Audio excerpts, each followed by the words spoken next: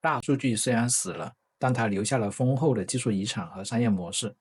区块链虽然死了，但它的尸体还能养活很多黑色产业。而同样是世界级的技术热潮，在他们之后出现的元宇宙，却像个小丑。他莫名其妙的出生，然后又稀里糊涂的去世。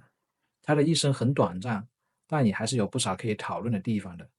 他为何而生？为何而死？他背后的技术又有什么样的未来？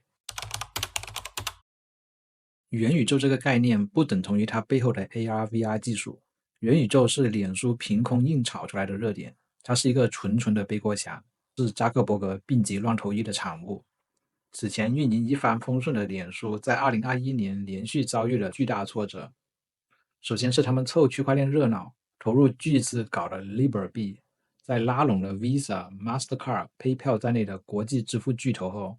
在准备的2年半，经过了各种的测试和宣传造势后，在正式发布的前一天被美联储叫停，所有投入全部打水漂，脸书成为了区块链浪潮末端的最后一个小丑。仅仅2个月后，脸书的内部吹哨人出现，捅破了他们的内容监管问题。因为脸书曾经在16年的剑桥分析数据丑闻中，间接帮助特朗普赢下了大选，然后在20年放任特朗普的选举结果无效的谣言传播，间接引发了冲击国会山事件。这2次搞下来，那些民主党的国会议员早就对脸书恨之入骨，所以这次爆料就成了最后的导火索。脸书的命脉产业，它旗下所有的社交媒体，通通都被美国政府盯上了，都威胁着要重罚、制裁、拆分，怎么狠怎么来。扎克伯格也隔三差五被传唤到国会，全国直播挨骂，再一次成为小丑。在这个脸书最低谷的时间，危急存亡之际，扎克伯格决定开大招，改头换面，重塑脸书的形象。于是，这个科技界4大天王之一，市值万亿的巨无霸，毫无征兆地宣布了大规模转型，把公司名从脸书改为 Meta，把公司的主营方向从社交媒体转回 Metaverse 元宇宙。为什么说这是毫无征兆的呢？因为他们除了7年前收购了一个叫 Oculus 的 VR 游戏投射公司之外，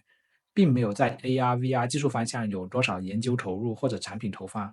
在这个 Metaverse 的公告里提到的所有的未来方向，里面涉及的几乎所有技术需求，脸书都没有多少储备。元宇宙这个东西可以说是21世纪的第一画饼 PPT，所以你会看到，即使在脸书这么大规模的推广下，也没有任何科技巨头跟进。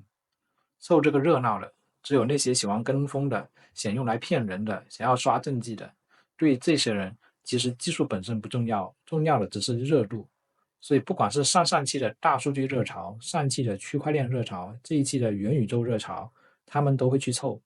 只不过这个热潮是短命的，因为1年后 ChatGPT 横空出世，开启了 AI 热潮。AI 作为一个极度烧钱的技术领域，一开始只有顶级巨头可以冲到前线，而在这些巨头中，只有热爱开源的脸书公开了他们的大模型 Llama。Llama 的发布让 OpenAI 的大模型垄断被打破，一夜之间，全世界的技术人员都拥有了独立开发 AI 产品的能力。可以说，Llama 推动了 AI 应用的落地探索，无数 AI 产品开始投产。于是，就这么稀里糊涂的，脸书的形象就回来了。扎克伯格估计怎么都想不到，拯救他的是微软，而元宇宙就像路边一条，迅速被大家遗忘。不过，如果要在元宇宙的墓碑上刻下死亡时间，我觉得应该是上个月召开的脸书2025年一季度的财报会。在这次电话会议上，扎克伯格首次完全没有提及元宇宙这个词，他着重介绍了脸书在 AI 领域的布局和未来的发展方向。就连负责 Oculus 等投射的硬件部门也被赋予了 AI 设备的新方向。在会议上，小扎、股东、记者，大家都很默契的没有提到元宇宙这个尴尬的话题，也算是给这个脸书危难时期的背锅侠在最后的葬礼上留了那么一些颜面吧。一个技术生态可以划分为4层，最底层的硬件负责捕捉输入、处理问题，然后投放输出。在它之上的是和硬件交流的控制层，也可以说是硬件引擎。第3层就是用引擎开发的应用和服务。最上层的就是这些应用和服务组成的生态。元宇宙就是一个生态概念，在没有任何根基的前提下，上来就想要打造生态，显然就是空中楼阁。所以很多人说它的死是因为应用和服务没跟上，软件开发者要背锅。但它真正的问题是来自于最底下那两层 AR、VR 的硬件和引擎技术。自从电脑屏幕被发明，人机交互就一直被绑定在这块面板上，即使是后来出现的键盘、鼠标、触屏技术，也都没能摆脱这个二维平面的约束。AR/VR 技术就是我们寄予厚望的，能把人机交互带入三维世界的突破口。当然，希望有多大，失望就有多大。很多年前，我参与过 AR 技术的研究和应用落地的探索。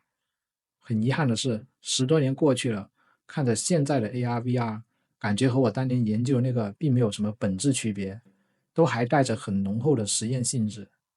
它就像是还在实验室的那个培养皿上，还在等待破茧成蝶的那个时刻。在 AR/VR 技术发展的很长一段时间里，参与的基本上都是游戏行业。在90年代的日本，世嘉和索尼都有尝试过 VR 投射，也都发布过几个产品。进入21世纪后，陆续有 Oculus、PlayStation VR 和 Steam 搞出来的 Vive 投射。中途有一些手机厂商入场，比如三星、LG 为自家手机打造了专属 VR 投射。不过因为技术储备实在不行，所以都撑不过2年就停产了。而在 AR 方面，早期的探索大多依赖智能手机和安卓、iOS 这2个智能手机系统自带的 AR 开发组件。直到2015年，微软发布 HoloLens， 我们才看到第一个专用的 AR 投射。不过严格意义上，第一个 AR 设备应该是它的前身，跟着 Xbox 360游戏主机发布的动作捕捉外设 Kinect。关于 Kinect 我有一个小故事，那是在2012年的春天，当时我在瑞士的某个大学做研究，其中有一个研究就是把 AR、定位、地图等技术结合起来，也就是现在大家熟悉的 AR 导航。只不过当时没有这个名字，一切都还在实验阶段。工作的第一天，我第一次进到实验室，就被角落的一整墙全新未拆封的 Kinect 吓到了。当时我转头对导师说：都知道你们瑞士人有钱，但没想到会这么离谱。他在那哈哈大笑，说这些全是微软送的，不要钱。原来是微软自己也不知道能用它干嘛，所以到处找做 AR/VR 研究的，只要对方愿意要，就一卡车一卡车的把 Kinect 送过去，也不要求你用它做什么项目，做出什么成果，送完就不管了。当时导师跟我说，想要用的话就随便拿，但我在其中一个研究员身后观察一下它的使用过程后，就果断拒绝了，因为这个东西实在是太不好用了，精度差，响应慢，功能少，编写麻烦 ，bug 一堆，怪不得整一个所里就只有2个人在用。我回去直接选择了当时最顶尖的 HTC 安卓手机，在最新的安卓 4.0 系统上很快的完成了项目。现在看来真是一个明智的选择。除了游戏行业很明确的把 AR/VR 技术用在了游戏体验的探索上，其他行业至今也还是找不到稳定的方向，感觉就像是卡在了先有鸡还是先有蛋的问题上。硬件和引擎的落后，让很多应用场景就算能想象出来，也无法实现。而没有实用的功能落地，就很难把产品卖出去，让资金回笼，投入到下一代技术的研发上。Kinect 的继任者 HoloLens 就是一个经典的例子。摆脱了 Xbox 游戏体系， HoloLens 一开始的目标是大众消费者，定位是类似电视、手机的家庭娱乐设施，但它显然没能比电视、手机提供更多的家庭价值。略显鸡肋的功能和过高的售价，一般家庭是真的玩不起。所以他们很快就转型到了商业场景，比如教育、旅游、工业设计。但这些场景又无法提供足够的体量来消化 HoloLens 的巨额研发成本。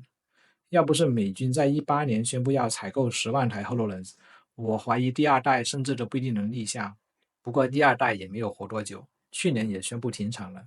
祸不单行的是，今年2月，微软连美军的合同都丢了，订单被转给一个初创公司，老板 Palmer Luckey 就是当初 Oculus 的创始人。我甚至都有点预感，说不定 AR/VR 会走出一条民用转军用，再从军用下放到民用的路线。不过那一天和他的葬礼哪个先到来就很难说了。最后我想贡献一个暴论，我觉得游戏行业作为 AR/VR 技术发展的核心主力，某种程度上也阻碍了它向大众行业发展的进程。游戏这种软件作为一种特殊的艺术、科学和工程的结合，每一个都有它独特的地方，所以在游戏行业不会有什么统一的设计规范或者统一的语法表达。于是我们看到，在 AR/VR 软件的开发上，每个厂商都有自己的设计语言，虚幻引擎、Unity 引擎、安卓系统、iOS 系统、Vision Pro、Oculus、HoloLens，这里的每一个，就连最基本的底层概念，比如物体的定义、空间的定义，都没有统一的说法。但是在我们大众软件行业，统一的设计语言是很重要的。这也是为什么我们会有各种国际标准协会，会有全行业都接受的标准、规范、协议。因为比起游戏更偏重的艺术，我们软件更偏重于工程，没有统一标准，软件行业的发展会严重受阻。比如之前视频里提到过的 Graph Database，也是10个厂商有10种语法，各做各的，直到整个行业开始衰退，他们才坐下来商讨制定统一的 GQL 语法，白白浪费了10多年的黄金发展期。可是，在 AR/VR 行业，在可见的未来，你甚至都看不出任何标准化的苗头。在这种大环境下，你要怎么引导一个新人开发者入门？你要推荐他先学哪个引擎的语法呢？AR/VR 应用的开发者要怎么分享经验？开发 Oculus 的要怎么跟开发 Vision Pro 的人交流呢？眼见的又是一次巴别塔的倒塌。连续3期的技术热潮墓志铭就到此为止了。我知道你们都在想的第4个墓志铭是什么，但就现在的大环境来看，至少5、6年内它应该都死不了。我甚至感觉下一个立碑的都不一定是他。要打赌的话，我压人形机器人。当然，作为一个技术人，我还是希望能少点出这类视频的，因为这样能说明我们的技术发展更健康了。引起热潮的都是货真价实的好东西，全人类一起受益，何乐而不为呢？